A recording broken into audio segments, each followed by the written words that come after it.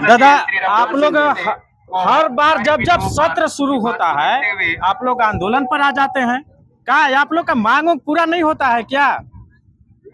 आप लोग तो साक्ष्य है हमारा जी कि जब जब भी हम लोग आते हैं, सत्र चालू होता है तब भी आते हैं, बिना सत्र का भी हम लोग आंदोलन कर रहे हैं। जी। हमारा मांग है न्यूनतम वेतन से रसोईया संयोजिका अध्यक्ष को जोड़ा जाए, अच्छा। जो नहीं हो रहा है।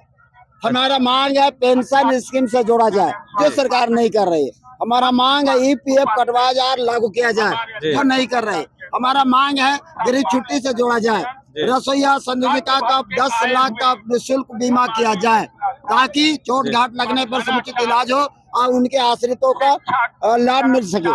जैसे कि अभी 2 रसोईया काम के दरमियान डेथ कर गए, उनको 1 रुपया ना पूछने गया, कोई 1 रुपया दिया है। ये हम लोग मांग कर रहे हैं कि 10 लाख का बीमा अगर होता तो आज उसको भुगतान हो गया रहता, और सरकार भी कुछ नहीं कर रही है। ये मांग है, हमारा मांग है कि जो 60 साल बोल करके हटा दिया जा रहा है, उसके जगह में उसके घर का आश्रितों को काम दिया जाए। इसलिए मांग रहे हैं कि ताकि जो 20 पैसा से काम की है उनको सरकारी कोई लाभ मिल सके, जीने का अधिकार मिल सके। ये मांग कर रहे हैं। हम लोग का साथ में समझौता हुआ था साल में 2 साड़ी देने का, वो बजट भी बन गया था, लेकिन अभी तक नहीं मिला। ऐप लोन कैप 2021 में सरकार दी है, लेकिन अभी तक फिर हमारा दोबारा नहीं मिल पा रहा है। अभी ये मांग हम लोग कर रहे हैं सरकार से। अभी कितना रसोईया को मिलता है पैसा? अभी मात्र 100 रुपया रसोईया को मिलता है प्रतिदिन।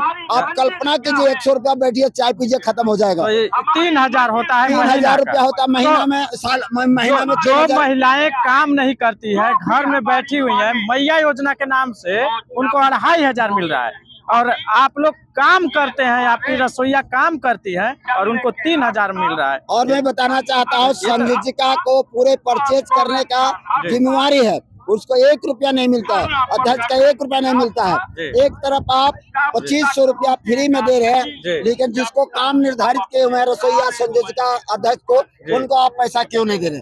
ये हम लोग बार बार मांग कर रहे हैं सरकार से, लेकिन सरकार सुन नहीं रही। इसलिए हम लोग बार बार आंदोलन करना पड़ रहा है और बार बार आ रहा है। इतना ही नहीं, हम लोग विद्यालय को बेहतर व्यवस्था हो सके ये भी मांग कर रहे हैं। जैसे कि सभी विषय का टीचर होना चाहिए, संगीत टीचर होना चाहिए, संगीत सामग्री होना चाहिए, स्पोर्ट टीचर होना चाहिए, स्पोर्ट सामग्री होना चाहिए। उसके बाद क्या बोलते हैं, साइंस लैब होना चाहिए, हम लाइब्रेरी होना चाहिए। उसके बाद विद्यालय में लेखापाल होना चाहिए, सफाई कर्मी होना चाहिए, प्यून होना चाहिए, चौकीदार होना चाहिए। ये सब नहीं है, ये मांग कर रहे हैं हम लोग। बच्चों को बेहतर शिक्षा मिले, ये हम लोग मांग कर रहे हैं, लेकिन सरकार सुन नहीं रही है। इसलिए बार बार आना पड़ रहा है। हम लोग चेतावनी देने के लिए आए, जो शीतकालीन सत्र है, इसमें अगर हमारी मांग सरकार नहीं दी तो हम लोग बजट सत्र जो शुरू होगा, बजट सत्र शुरू होते ही हम लोग हड़ताल पर जाएंगे। पूरे राज्य का रसोईया हड़ताल करेगी और अनिश्चितकालीन हड़ताल करेगी, जिसका सारा जवाबदेही सरकार का होगा, हेमंत सोरेन का होगा। ये बात हम कहना चाहते हैं। इसी आगाह करने के लिए हम ये धरना पर आए हैं।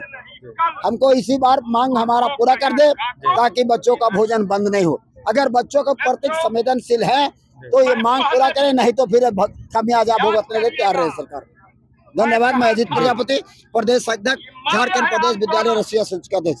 देख सकते हैं कि झारखंड के जितने भी रसोईया संघ हैं, रसोईया दीदी लोग हैं, जो कि आज कुटे मैदान में है, धरना प्रदर्शन पर है। इनका डिमांड है कि इनको न्यूनतम वेतनमान दिया जाए। एक चतुर्थ वर्गीय कर्मचारी का जो वेतन होना चाहिए वो इनको मिलना चाहिए, तभी जाकर के इनका सम्मान हो पाएगा। क्योंकि ये काम करती है, खाना बनाती हैं, बच्चों को खिलाती हैं, और विद्यालय का साफ सफाई पर भी इन लोग के निगरानी में है, सो साफ सफाई भी होता है।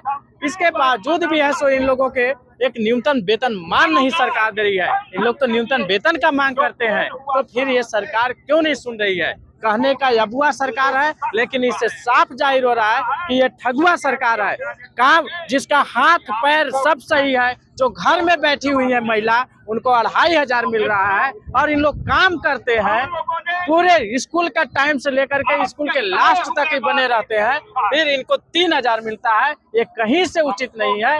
मैं झारखंड सरकार को, मैं राहुल कुमार क्रांति आगाह करता हूं कि अगर आप इन लोगों की मांगों को अगर आप पूरा नहीं करते हैं, अगर इनको आप चतुर्थ वर्गीय कर्मचारी का दर्जा नहीं देते हैं, उनको चतुर्थ वर्गीय कर्मचारी का मानदेय नहीं दे, वेतनमान नहीं देते हैं, तो ये आंदोलन उग्र रूप धारण करेगा और आने वाले समय में विद्यालय में ऐसा खिचड़ी बनाने का जो काम चल रहा है, जो सुलभ चल रहा है, शायद वो इन लोग बंद भी करेंगे, हड़ताल भी करेंगे। उससे बच्चे का ऐसो खान पान भरण पोषण पर प्रभाव पड़ेगा।